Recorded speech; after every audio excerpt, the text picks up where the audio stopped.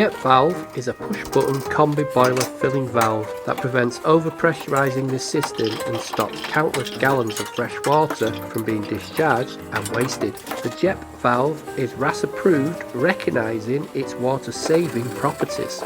It has a preset maximum pressure of 1.4 bar, allowing the press button to be used to top up the boiler or be held in the filling position for new installations and for topping up a drain system. This means the Jepp valve cannot cause the boiler to be overpressurized when filling the system. This makes the Jepp valve easy to use and foolproof. It's permanently installed and doesn't need disconnecting, and it's designed with the installer and the end user in mind. The Jepp valve was invented by an ex-British gas engineer, Jepp, who recognised about 30 years ago that existing filling loops were not really a good idea and created lots of drawbacks for the installer and the homeowner.